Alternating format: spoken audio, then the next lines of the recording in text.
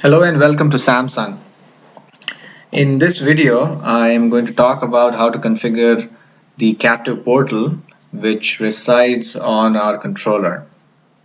So if you're watching this video, I'm assuming that you've seen all my previous videos and you know how to configure WLAN and you know how to configure how to bring the network up and all that good stuff. So this is a little bit of an advanced configuration and we'll go through the different captive portal mechanisms that we have on the controller.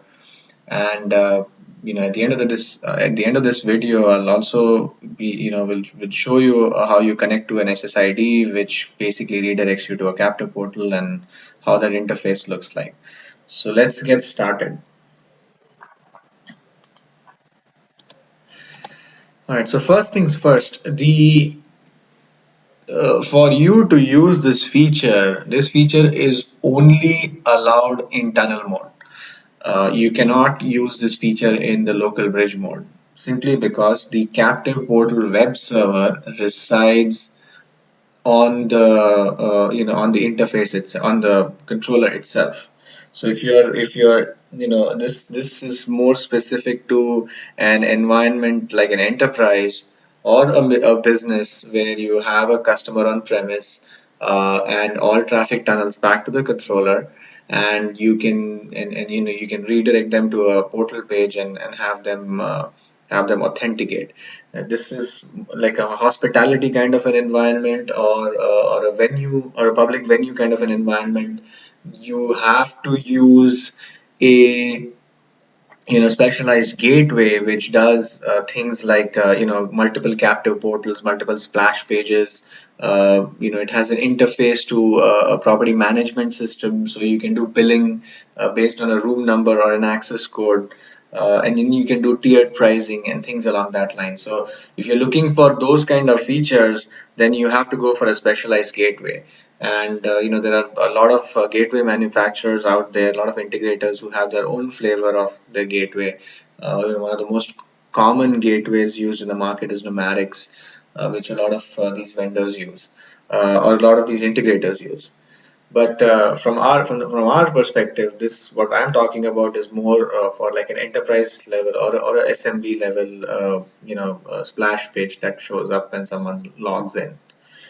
All right, so to begin with, there are different ways in which the captive portal works. So the first thing is web authentication. So what happens is the user comes in to an enterprise, and he's a guest user, and the first thing is, okay, where's the what Wi-Fi do I connect to? So in that case, you normally have a lobby admin or a receptionist either create an account when the guest walks in, or if you know in advance, the lobby administrator can create the account in advance, and you can have that made like printed out and mailed out to the to the guys who are coming in to visit you. And the lobby admin has access, and she can create like a username, password, and she can put in all the information as to who's sponsoring these guests, so you have all that information. So web authentication would be used in that particular case. Now, to configure web authentication, the first thing you have to do is make sure that you configure a pre-authentication ACL. This is in some if I use another terminology that you may have heard of, is it's called as a walled garden. So someone comes in, walks into your enterprise, and they connect to an open SSID, which is the guest SSID, and they are not authorized to go out to the internet.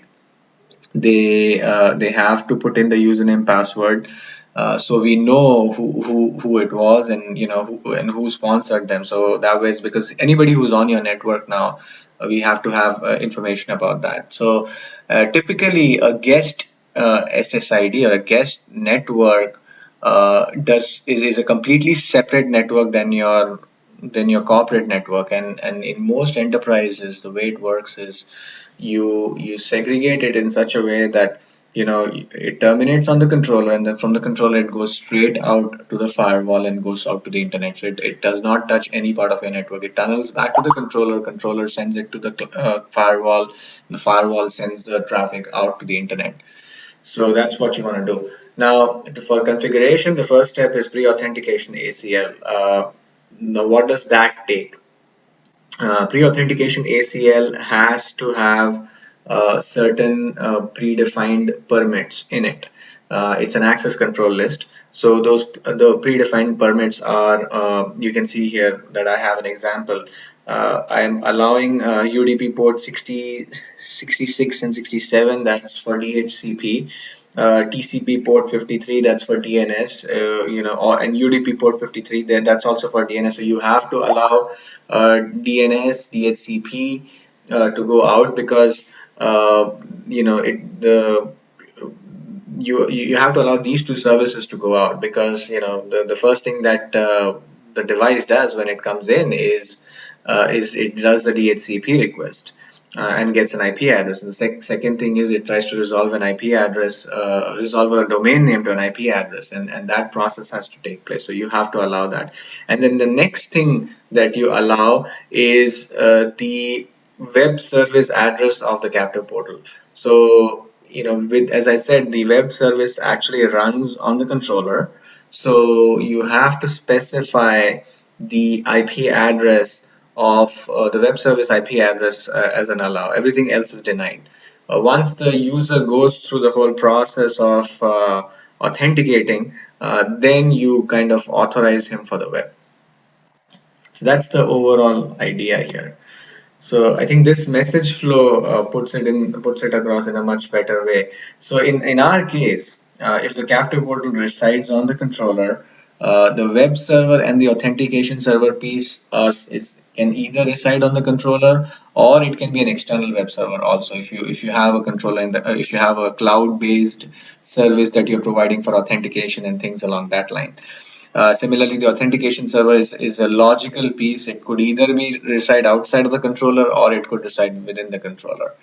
The way it works is the user connects to an SSID, gets an IP address, does a DNS lookup, and those are all allowed by the pre-authentication ACL. And he's not allowed to go out to any other website. So when he goes in, he opens the browser, he types in www.gmail.com. The HTTP request comes into the APC. The controller turns around and sends a 302 redirect message. At that point, we intercept the request, and we send a 302 redirect, and we redirect him to the portal page, which is which resides in the web server within the controller. And then at that point, the user has to put in a predefined username, password, and he sends it to the APC, to the web server. Sorry, the web server then turns around and sends the request to the APC using a form, a submit form. It's an HTML based command. So it sends the form request to the APC. The APC sends this to an authentication server, which again resides within the APC, or it could be an external server.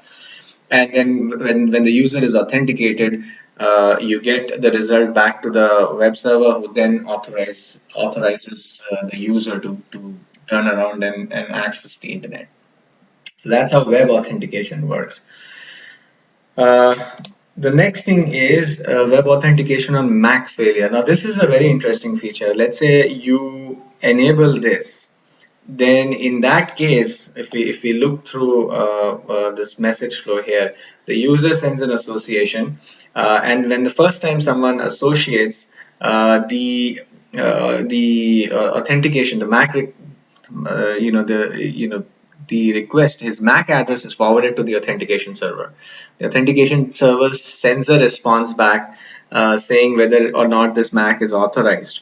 Now, this would be a case where I came in, and I came into the enterprise once, and I got guest access, and I put in the username, password, and the authentication server caches this information for some time. Now, if this is enabled, the next time I come in, I don't have to go through the whole process of putting the username and password. That's all that there is to it.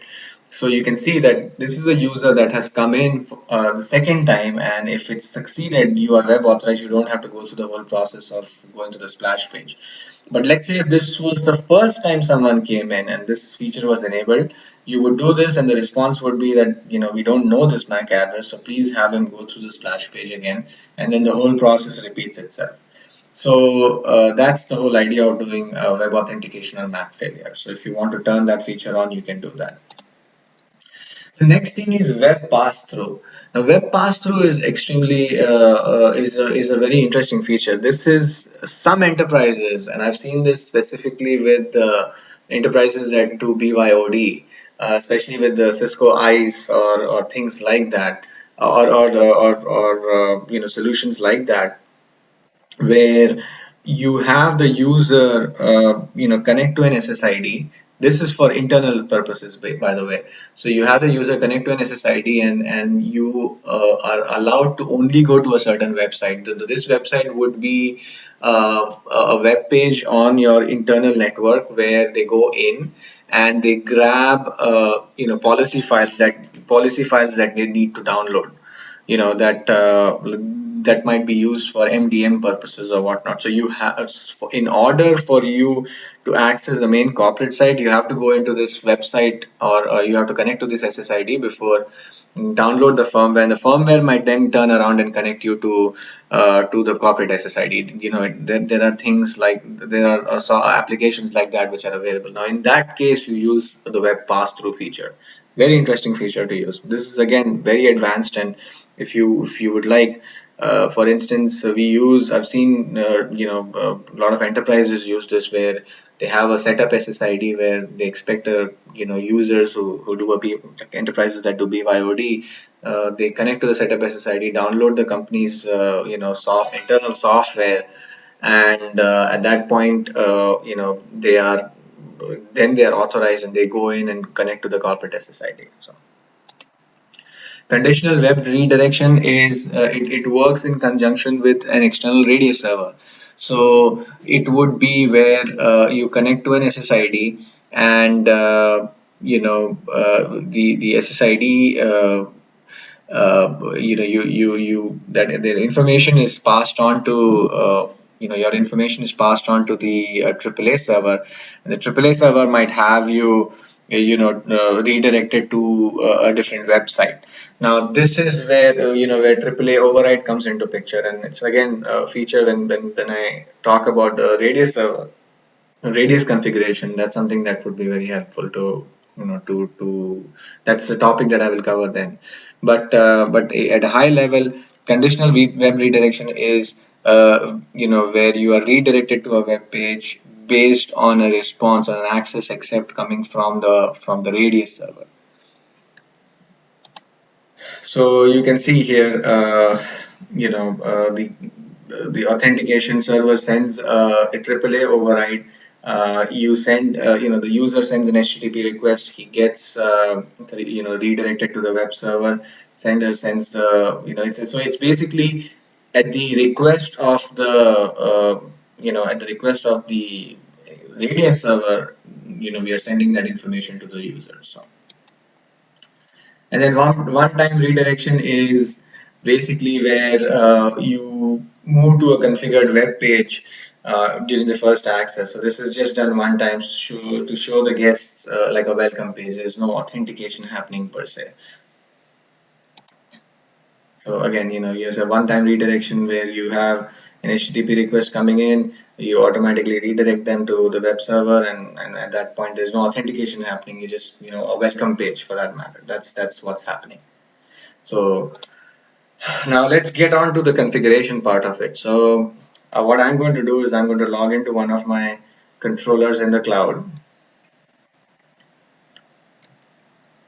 and we'll go ahead and get started. So the first thing to do is to go into the captive portal link in security, onto the web page. So this is where you specify the IP address. This is actually the web page. Uh, let's go to the web page. So if you want to, so web page is where you can customize your the look and feel of your web page, like how when someone is redirected to the internal splash page, how the splash page would look like. Now you have quite a lot of options here.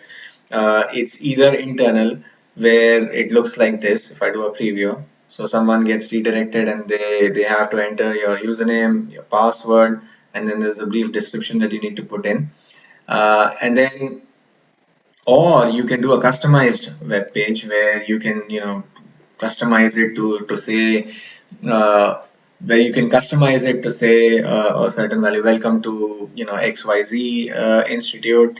You can put in a logo in the back, whatever is, it's more customized to your kind of a setup. Then you can put in a terms and condition file. So if you have one, you just select that file, and you can enter it, and it would show, these are the terms and condition to access the network, and you can select the colors. It's pretty self-explanatory at that point. Now, guest self-registration, this is pretty interesting, where you can enable it, and it's disabled by default. If you can enable it, you can have the guest put in, like his name or company name. At this point, you don't have to have a receptionist create an account for this individual. So customized helps in this particular way. So what we will do is, for the purposes of the demo, I'm going to create first an internal, and then we will go through the customized, and we'll see how that goes. So I'm going to keep it internal for the demo. Okay, the next step is the web service address. So I'm going to keep the domain name. You can keep whatever domain name. It's a customizable domain name. So if it's whatever your business is, you can put the domain name there. And this IP address is the IP address of the web server that resides within the access point controller. So in our case, if I look at the interfaces, I am going to assign the VLAN 172 as my guest VLAN, and that particular VLAN's interface IP address is 172.30.144.230. That's the IP address I'm going to select. Okay, so I come back to security, web service address, and then this is the web auth cache list.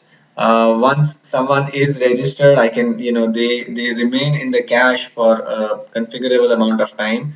I can come in here, so they don't have to, keep on authenticating over and over again. They just, they're cached at that point. So you can delete it or you can keep it. All right, so now that once now that we understand this part, now the next step is to go into the WLAN and see what all needs to be configured in the WLAN. So in my case, I'm going to go to a guest portal or a guest SSID that I've already created. So you can go into the guest SSID. You specify the SSID, specify the interface group, which is VLAN 172 in my case. The radio area is all. CapLab tunnel mode is, I told you this, for this to work, for captive portal to work, the CapLab tunnel mode has to be 802.3 tunnel. And then you go into security. Within security, you go into layer 3. And you say web policy is enabled. We are going to say web authentication. Web authentication on Mac failure will be where you cache the Mac address at that point. But you're going to say web authentication. You are going to select a pre-authentication ACL. So I'm going to create. I'll show you what the pre-authentication ACL looks like. So let's go into security, access control list, IP ACL. And the pre-authentication ACL that I have here is CP or captive portal. So see what I'm permitting here. I'm only allowing, this is a walled garden. I'm only allowing pings or ICMP traffic to go through. I'm only allowing UDP port 53, which is DNS. I'm only allowing the traffic to and from And this is exactly how you will be configuring the capture portal. So 172.144.230 is the web service address within the controller, and then you have to specify the subnet mask like this. It cannot be like a /24. You have to put in like complete /32 here. Again, TCP. Some DNS servers do DNS on TCP as well. So there are services now coming out which are doing secure DNS. And then you have port 67 and 68 for I believe it's for DHCP. So this is something you might want to pause the video and might take a screenshot of this particular screen so that you know how the pre-authentication of ACL looks like. We know how the pre-authentication ACL looks like. I am going to go back into the WLAN and the guest WLAN that we created here. I'm going to security layer 3, and you have to enable web policy because you're doing web authentication here. So it's web authentication, and pre-authentication ACL is whatever I just went through. So it restricts the user to just these addresses, unless he is authorized. And I'm going to use internal web page right now to begin with. Web authentication server type. Now this is where you can specify a guest user can be the user database of the guest user can either reside on the controller, or you can keep the user database on an external radius server. If it's on a radius server, then you have to select the primary and secondary radius server. So it could be on a Cisco radius server or a Microsoft radius server, and when the users enter a username password to get access, the APC or the controller generates a radius request to those radius server and get the authentication. So in my case, I'm just going to keep it local. This is where you specify the cache duration. So if a particular station is inactive or inactive for a certain number of minutes, then once they come back, they get again they have to go through the username password process again. So it's pretty you can keep it for an hour. It's set for a minute here, but you can turn around and change it to an hour. And then after authentication, redirect the requested URL. This you can either redirect them to your website, or you can redirect them to whatever website they wanted, they intended to go to. So, all right. So now that being said, I'm going to go ahead and apply this.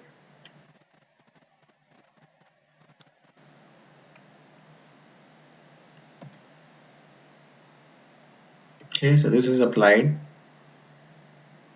And now our guest SSID is ready to go. Now what is remaining is the account itself. So here is where I wanted to show you. So traditionally these accounts are created by lobby admins. So you have to come into administration and make sure that you have a lobby admin account created. So I'm going to go ahead and create one here. So I think I already have one, but for the purposes of this video, I'll just create another one. I'm going to call it reception, and password is Samsung123, Samsung123. It's a lobby admin account. Okay, so it has to match certain policies. So let's see, at Samsung123.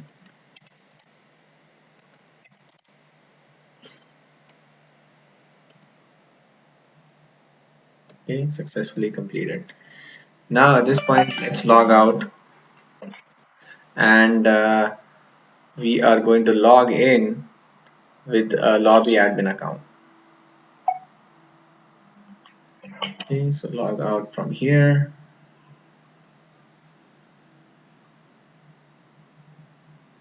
Yeah, so let's log in with reception at Samsung123.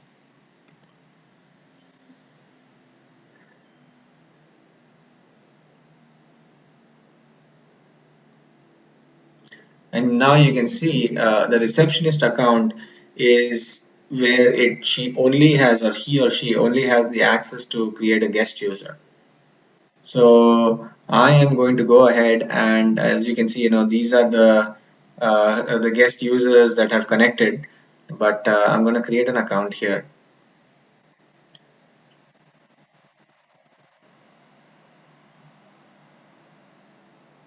It's taking a while. Okay, there you go. So the user ID, you can either use the generator to generate an ID, and then the password also is something that the generator can generate. But and then you can select. But for the purposes of this demo, I'm going to go ahead and create an ID here. So I'm going to say Ashish, and I'm going to use at Samsung 123 for the purposes here, or let's just keep Samsung 123, Samsung 123. And you can see there's a footnote here. So let's see what the footnote says. It says show passwords. So wherever you see these footnotes in the configuration, you may want to go down and make sure what those footnotes say, so you have a much better understanding. And the lobby admin, if the account can start immediately, or he or she might create the account for later, so you can create it like right away, immediate, and then you can specify the end time, and you don't have to come back here and delete the account. The account automatically gets deleted. So we can keep it for a day, and that's what we want to do. And then you want to specify the full name, Ashish Bhatia, and then you can specify your company. Max session is you can either keep it one, or it can go up to 100.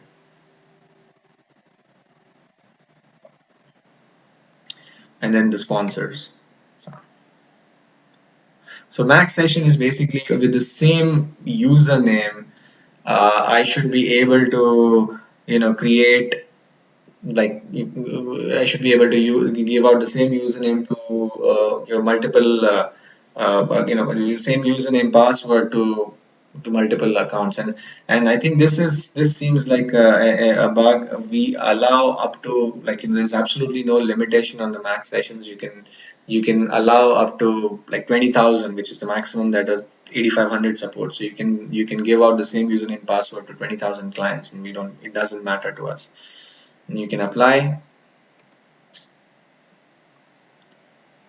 And I know that there is a sponsor detail as well, which I think I missed.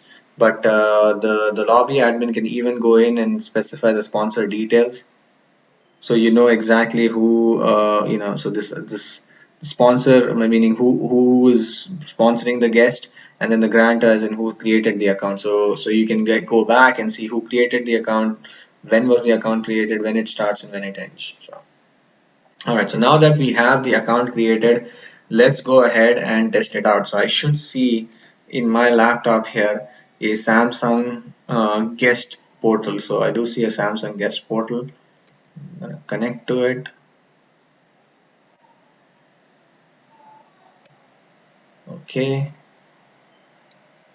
I come here.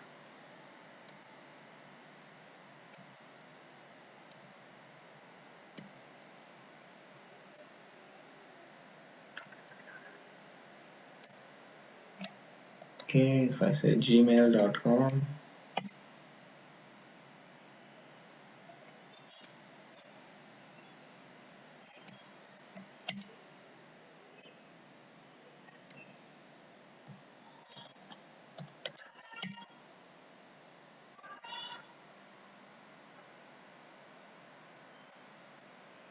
Okay, so what it should be doing is it should be redirecting you to that page. But you can see I'm connected. Uh, Let me try again here on Internet Explorer.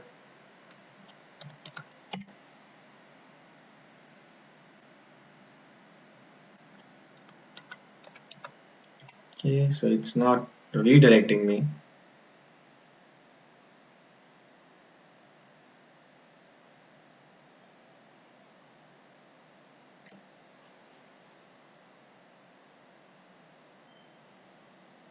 Okay, so let's verify that we have everything here. Okay,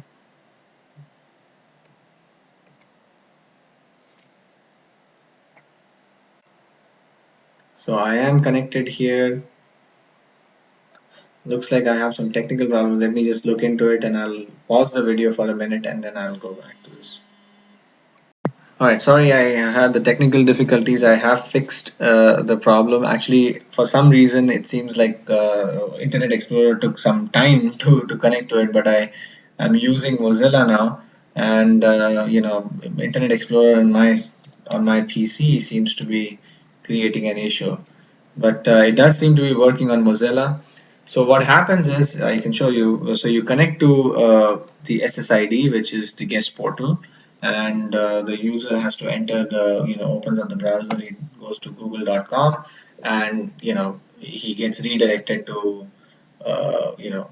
I understand the risk, and he gets redirected to the business portal. And this is, if you can remember, if you recall, we had configured www.samsungbusiness.com, and this is a value which is configurable. So you can go in and you can configure that, and depending upon which business you are in or whatever is the name of your business, and then you put in the username password. So I'm going to go ahead and do that, and that should be at the guest.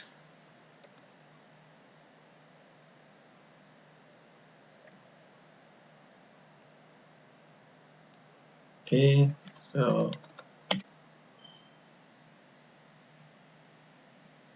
okay, so it does supposed to take you to the google.com or whatever website that you were supposed to go to. And now we have the connection. So now that we are connected, let's go back to the controller and see how the connection looks like.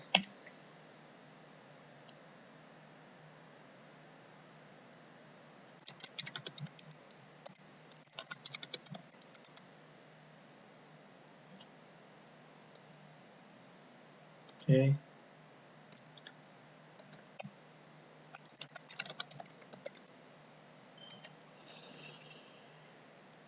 Oh, Samsung.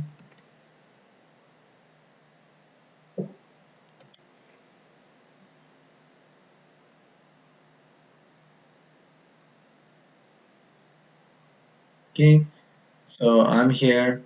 Let's look at the station and change. Let's see if I can find my station right here. Username is Ashish. Okay, and that's the station right there, and it's connected to the SSID, and I can click here, and you can see in this particular case, the HTTP redirect URL was https samsungbusiness.com. So that's why I get redirected here, and that page opens up. But the another thing that you can do is you can have the instead of the guest putting the username password, someone creating a username password for the guest, you can you can have them uh, you can have them go through a self-registration process. And the way that would work is you have to come on the Captive Portal web page and go into customized, and you can customize the web page, the look and feel of the web page. So you can put a logo here, you can put a headline, and then you can enable guest self registration where you can ask them to provide their full name, the company email, and the phone number, and or whatever you'd like them to do. And once that is done, you can see all that information by looking at the station information. So they don't have to. All they do is they provide that and they get online. So you can do that as well. And if I do a preview here, so this is the guest services with the internal web server. But if I enable self registration, if we give you a preview here,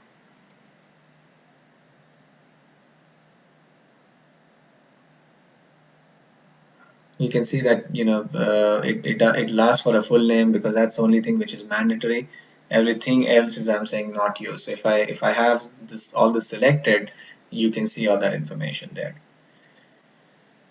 All right, so that is how you would go about configuring. So just to recap, a couple of things to keep in mind. The pre-authentication ACL is the most important thing in the process of configuring the capture portal. So let's look at the pre-authentication ACL one more time here. Access list, IP ACL. This is a walled garden. You have to make sure that the pre-auth ACL is set correctly, and the things that need to be allowed is the UDP 53 for DNS, ICMP, TCP 53 again for DNS, UDP 67 and 68 for DHCP, and then you can specify the IP address of the web server uh, like this, and you can just so you may want to take a screenshot of this, and that's the most important thing. This IP address here will depend on the web service address. So if it's the VLAN for the guest, whatever is the interface IP that you have on the controller, that's the IP address that gets assigned here. All right, I hope this was helpful, and I will see you in the next video. Thank you so much.